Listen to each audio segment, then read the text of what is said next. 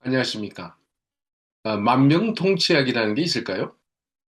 만일 있다면 약을 만드는 데 필요한 재료들은 무엇이며 만드는 방법은 구체적으로 어떻게 될까요?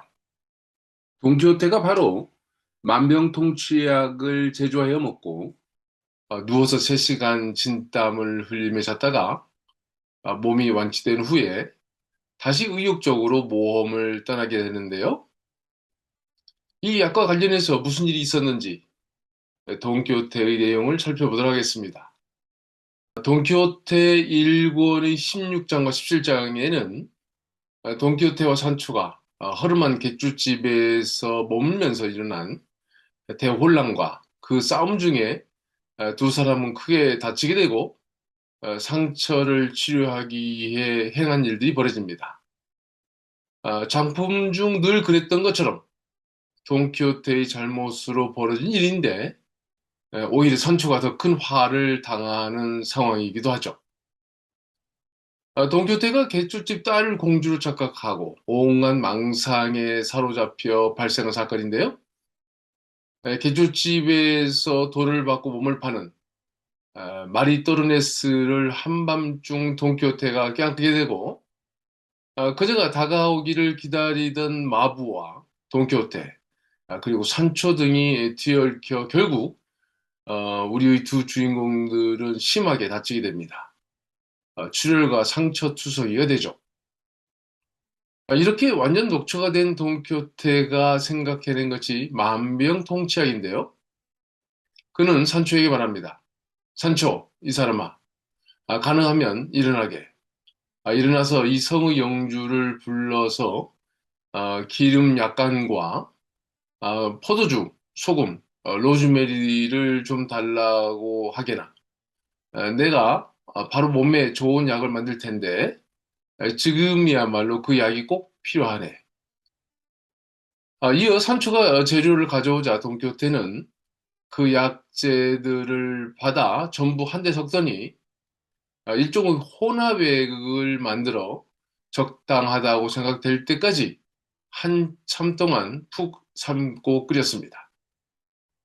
이윽고 이 약을 담기 위해 용기를 구했고 그 용기에다 대고 80번 이상 성부 하나님을 부르고 또다시 그 횟수만큼 성모 마리아를 부르는 등 온갖 주문과 기도를 퍼부으며 한마디 한마디마다 세례식에서처럼 성호를 그었습니다.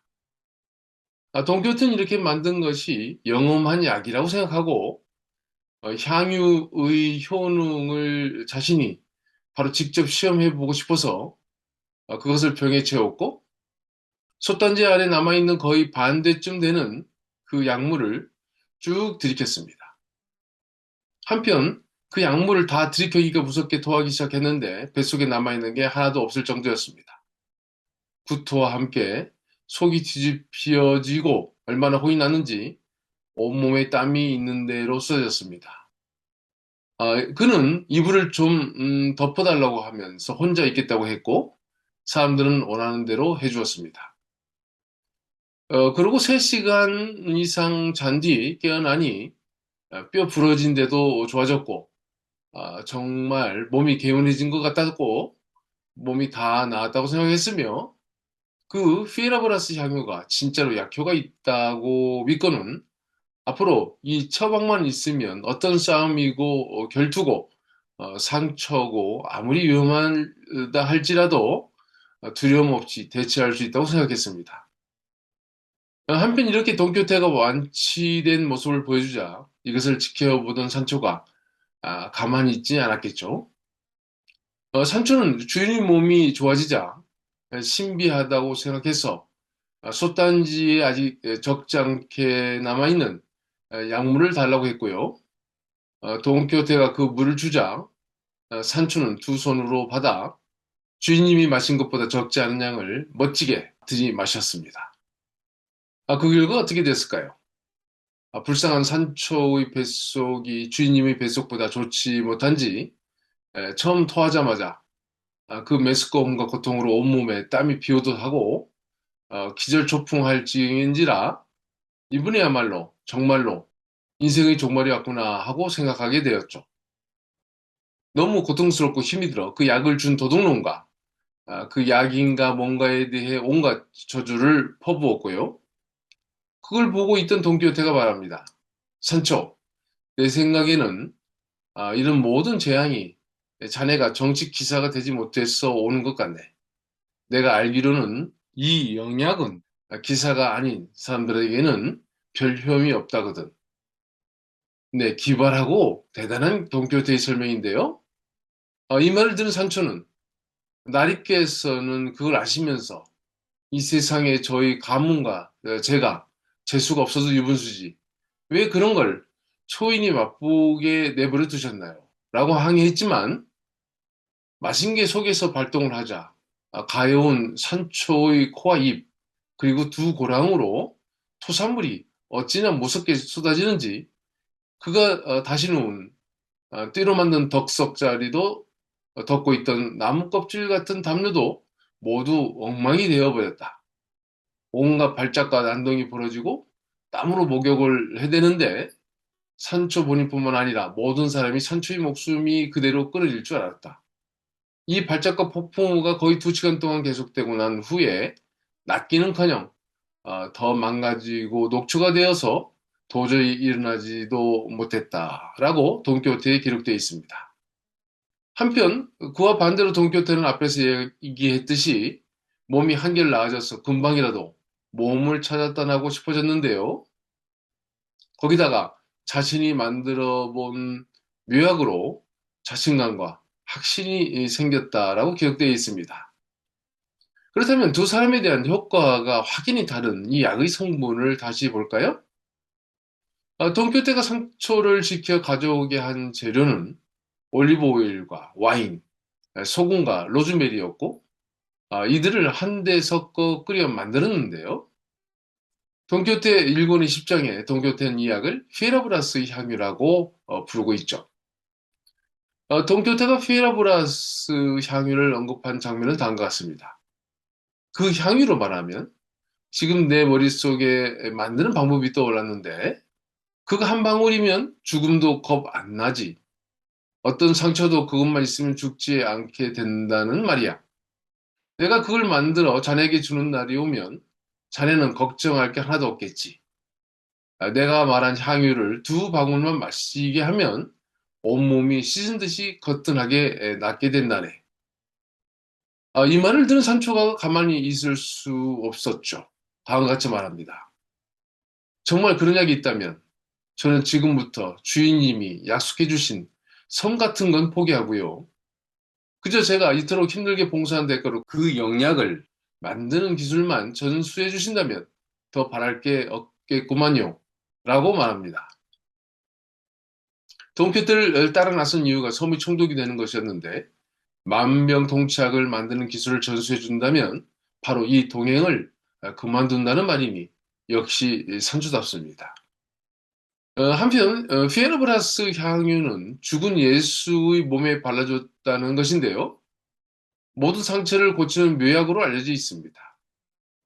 죽은 예수의 몸에 바른 후 그가 다시 부활했으니까 죽은 자를 살릴 정도의 만병통치라고 말할 수 있겠네요. 피에르브라스 향유의 피에르브라스는 사레센, 즉 스페인 땅을 지배했던 아랍인 왕국의 아랍인 이름인데요. 전설에 따르면 그는 아버지 발람과 함께 로마를 점령하였고 이어서 알 안달루스 즉 스페인으로 돌아오는 길에 로마에서 죽은 예수를 닦았다고 하는 이 향유 2통을 가져오게 됩니다. 피에르브레스는 기독교 왕국인 프랑크 왕국과의 교전에서 패하면서 포로로 잡혔고 기독교로 개정하였습니다. 그리고 사르센 제국과 싸우는 사르마뉴 대제를 돕게 되죠. 피에르브라스와 사르마누 대제의 이야기는 바로 론세스바이스 전투와 거기서 죽은 롤랑의 이야기와 연결되죠. 이렇듯 돈키호테가 만든 만병통치약은 무엇보다도 죽은 예수를 치료한 성서로움에서 약효의 근원을 찾아야 할 것 같은데요. 엉뚱한 돈키호테이기에 이 약의 재료를 잘 기억하는 것인지 그 제조 방법이 맞는지 신뢰하기는 어려운 것도 사실입니다. 죽은 예수의 몸을 닦은 향유를 돈키호테와 산초는 몸에 바른 게 아니라 아예 마셔버렸으니 말입니다. 그것도 너무 많은 양을 말이죠.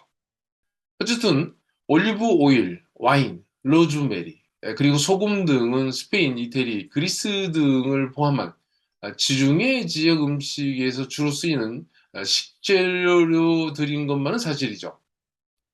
돈키호테가 행한 것처럼 이 재료들을 한 솥에 넣고 푹 끓여 마시는 것이 아니라도 이들 지역의 가정에서나 레스토랑에서 볼 수 있듯이 올리브 오일과 로즈메리, 거기다가 마늘 등을 병에 넣고 평소 음식을 먹을 때 함께 곁들이는 것도 건강한 식단으로 알려져 있습니다. 만병통치약은 아니더라도 오랫동안 그들이 건강을 지켜온 대표적인 식재들인 것만은 사실이죠. 네, 돈키호테가 상처와 출혈을 이겨내고 완전히 회복하도록 한 만병통치약, 즉 피에나브라스의 향유와 관련된 작품 속 이야기를 살펴보면서 다시 세상에 만병통치약이라는 게 있을까라는 질문을 하게 되는데요. 그에 대한 답은 돈키호테와 산초의 차이점을 보면 참고가 될 것 같습니다. 이들은 동일한 약을 먹은 것인데도 매우 상반된 결과를 보여주죠. 돈키호테는 온몸이 완치되었지만 산초는 다시 초죽음이 되었으니 말입니다. 말하자면 같은 성분의 약인데 돈키호테에게는 만병통치약이 된 것이고요. 산초에게는 독이 된 것이죠. 이런 차이는 돈키호테가 말했듯이 그 효험이 기사에게만 미치기 때문은 아닐 것 같은데요. 결국 이 대목에서 만병통치약이란 성분도 중요하겠지만 그 약을 만들 때의 온갖 정성과 그 효능에 대한 확신과 믿음이 무엇보다도 중요하다는 점을 발견하게 됩니다. 많은 기사 이야기 책을 읽은 돈키호테는 이런 마법 같은 약의 효능에 대해 철도같이 믿었고, 그래서 그것을 담는 병에까지 기도를 올리는 등 모든 정성을 다했지만, 산초는 처음부터 그에 대한 확신이 없었으며, 의심과 비난까지 했으니까 말입니다. 같은 약이 만병통치약이 되느냐, 독이 되느냐의 문제, 즉, 약의 효능에도 이렇게 정성과 믿음이 중요하게 작용하고 있는데요. 그러고 보니 우리 일상 삶에서 이런 일은 비단 음식과 약에 국한된 현상만은 아닐 것 같습니다. 감사합니다.